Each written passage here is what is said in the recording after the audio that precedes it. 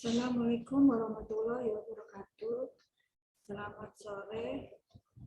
Saya Sri Utami Widyastuti akan menyampaikan materi tentang sejarah perkembangan fisika klasik dan perkembangannya untuk keperluan mata kuliah sejarah fisika.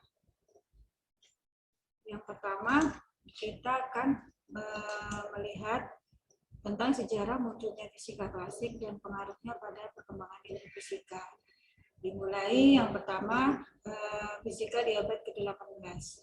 Periode ini sangat singkat, yaitu sekitar 90 tahun dari tahun 1800 hingga 1890. Ditandai dengan diwarnainya hukum-hukum gerak Newton dan transformasi Galileo yang perlu dicatat pada periode ini adalah adanya persamaan Hamiltonian. Persamaan ini merupakan bentuk baru dari persamaan gerak. Pada periode ini juga terjadi pengembangan pada bidang optik dan juga terdapat penemuan-penemuan tentang listrik magnet yang mempunyai peranan dalam kehidupan manusia sehari-hari. Penemuan tentang magnet listrik pada periode ini adalah penemuan Galvani, yaitu tentang electricity. Kemudian Volta yang menemukan bahwa potensial listrik juga dapat dihasilkan dengan zat-zat organik. Dan Volta juga menulis tentang baterai pertama yang dapat memberikan arus listrik. Penemuan berikutnya adalah Volstead. Berikutnya adalah perkembangan sejarah atom. Kemudian fisika klasik ini ditandai dengan perkembangan sejarah atom dari para penemu teori atom. Adapun ahli yang berperan dalam hal ini adalah yang pertama adalah John Dalton. Dengan ditemukannya teori atom, yaitu unsur-unsur terdiri atas partikel-partikel kecil yang tidak dapat dibagi lagi, yang sekarang ini kita kenal dengan atom. Kemudian yang kedua adalah Faraday. Selain dalam perkembangan listrik magnet, Faraday juga berperan dalam perkembangan atom. Berikutnya adalah James Clerk Maxwell yang menemukan secara teoritis untuk hukum distribusi kecepatan antar molekul-molekul gas. Selanjutnya adalah yang ketiga tentang perkembangan fisika klasik pada zaman Benjamin Thomson. Benjamin Thomson adalah seorang penemu, ilmuwan dan negarawan dan juga tentara yang terkenal dari Amerika. Pada akhir abad 18, teori Calor yang dipercaya bahwa Calor merupakan fluida yang dapat mengalir ke dalam tubuh ketika dipanaskan dan mengalir keluar ketika didinginkan. Saat Benjamin Thomson meneliti tentang bumi mesiu, beliau menemukan adanya penyimpangan atau anomali yang tidak dapat dijelaskan dengan teori Calor. Sumbangan Benjamin Thomson dalam sejarah perkembangan Calor sangat besar, diantaranya yaitu meletakkan dasar teori kinetik panas modern dan energi, kemudian membantah bahwa panas itu suatu zat kalor atau kalorit. Yang ketiga adalah menyatakan bahwa panas adalah suatu bentuk gerakan dan kalorit itu dianggap keluar bila benda didinginkan. Berikutnya, beliau juga menemukan metode perpindahan panas atau heat transfer. Dan selanjutnya menyatakan bahwa cairan dan gas panas mengalir dari satu tempat ke tempat yang lain. Kemudian yang keempat adalah penelitian Thomas Young. Thomas Young adalah dokter dari Inggris dan seorang ahli fisika. Beliau berkenalan dengan orang Latin, Yunani, Prancis, Italia, Ibrani, Arab, dan Persia. Dia belajar kedokteran di London dan mendirikan praktek medis di London. Mengusulkan bahwa cahaya adalah gerakan gelombang transversal atau sebagai lawan longitudinal. Semua gerakan gelombang harus didukung dalam medium materi termasuk gelombang cahaya yang diduga melakukan perjalanan melalui medium yang disebut ether. Prestasi yang paling penting dari Thomas Young adalah tentang teori gelombang cahaya. Untuk melakukannya, ia harus mengatasi penalisan Newton tentang optik bahwa cahaya adalah partikel. Namun demikian, pada awal abad ke-19, Thomas Young mengajukan sejumlah alasan teoritis mendukung teori gelombang cahaya dan dia mengembangkan dua demonstrasi untuk mendukung pandangan ini. Dengan takriya, ia mendemonstrasikan ide gangguan dalam konteks gelombang air. Selanjutnya yang kelima adalah modulus Young. Pada tahun 1807, modulus Young mengaitkan stres atau tekanan yang berhubungan strainnya perubahan panjang sebagai rasio dari panjang asli. Modulus yang tidak tergantung pada komponen yang diperiksa, akan tetapi modulus merujuk pada sebuah aset material yang melekat. Sebelum kontribusi yang diperlukan untuk melakukan F-Hoax dengan hubungan KX sama dengan F, untuk mengidentifikasi informasi X dari suatu subjek tubuh untuk sebuah beban yang diketahui yaitu F, di mana K-nya konstan, adalah fungsi dari kedua geometri dan material di bawah pertimbangan. Pemasing juga menemukan K, diperlukan pengujian fisik untuk setiap komponen dari sebagai F sama dengan hubungan KX, yang merupakan fungsi dari kedua geometri dan material. Selanjutnya, kita akan melihat pengaruh paradigma klasik pada penerapan teknologi khususnya di bidang biologi.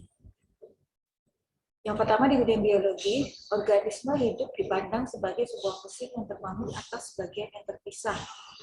Giovanni Dorelli, murid dari Galileo, menjelaskan bahwa aspek dasar aksi otot dengan pengertian mekanika. Kemudian William Neville berpendapat bahwa sistem peredaran darah adalah fisiologi mekanistik. Yang ketiga, Luigi Galvani menunjukkan bahwa transmisi impuls saraf memiliki kaitan dengan arus listrik.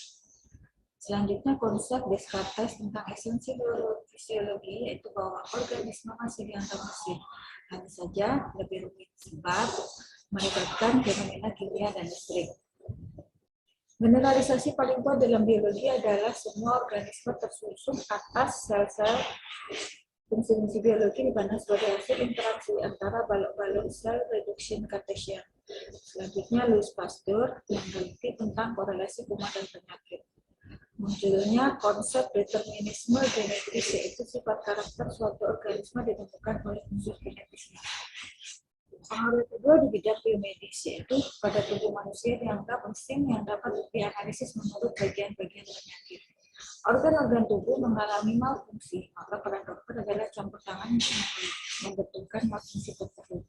Sebelum Descartes untuk menyembuhkan penyakit, maka perhatian diarahkan pada saling hubungan antara tubuh dan jiwa, konteks lingkungan dan spiritual pasien.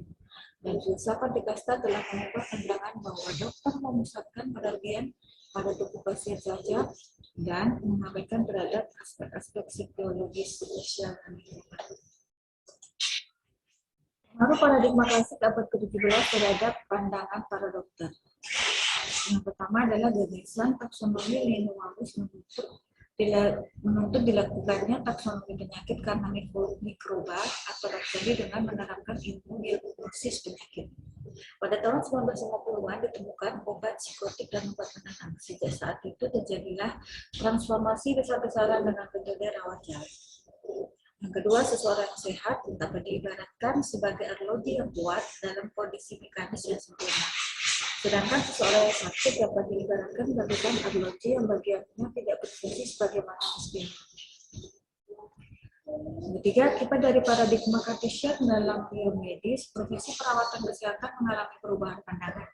Dokter tidak pernah tertarik mempelajari peran stres dan emosi terhadap penyakit, tetapi dokter lebih menyukai analisa atau diagnosis penyakit terhadap kondisi pasien.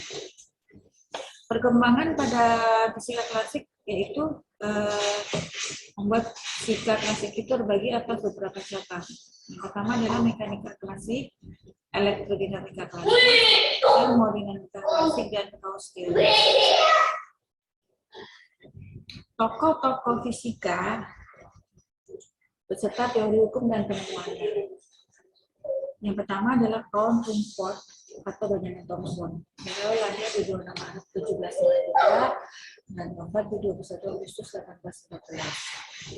Thomson meneliti tentang daya dan bumi Mesir pada bumi Mesir dan membangun sistem sinyal kelautan yang baru bagi tentara. Pada akhir abad 18, teori kalor yang dipercaya bahwa kalor merupakan fluid yang dapat mengalir ke dalam tubuh ketika dipanaskan dan akan mengalir keluar ketika didinginkan. Pengembangan dari Thomson adalah kompor, oven, ketel ganda, pakaian penahan panas, serta pengembangan cerobong asap dan tumpuk roti yang ada. Tokoh fisika berikutnya yaitu Nicholas Leonard Sadi Carnot. Lahir di 1 Juni 1796 dan wafat di 21 Agustus 1814. Carnot menemukan dan merumuskan hukum kedua termodinamika dan memberikan model besar atas mesin panas, sebuah mesin yang berubah energi panas ke dalam bentuk energi. Keadaan yang paling utama adalah reflection sur la patience motrice view atau kita kenal dengan refleksi daya gerak api. Di dalamnya termuat sejumlah rasa seperti siklus Carnot, mesin panas, Carnot, teori Carnot, efisiensi termodinamika, dan sebagainya. Tokoh berikutnya Julius Robert von Mayer. Lahir 25 November 1814 dan wafat di 20 Maret 1878. Pada tahun 1841 ia mengucapkan satu pernyataan yang kemudian kita kenal mengenai konservasi energi, yaitu energi tidak dapat diciptakan maupun dimusnahkan. Kemudian di tahun 42 Mayer mendeskripsikan proses kimia yang kita sebut sekarang ini yaitu oksidasi sebagai sumber utama energi untuk semua makhluk. Selanjutnya adalah tokoh Hermann von Helmholtz. Beliau lahir di 31 Agustus 1821 dan wafat di 8 September 1894. Dalam rangka untuk lebih memahami fungsi mata, ia menemukan optalmoskop, yaitu sebuah perangkat yang digunakan untuk mengamati retina. Dalam bentuk yang sedikit dimodifikasi, masih digunakan oleh spesialis mata modern. Beliau merancang device untuk mengukur kelengkungan mata yang kita kenal dengan ophthalmometer. Terima kasih. Itu saja paparan dari saya. Assalamualaikum warahmatullahi wabarakatuh.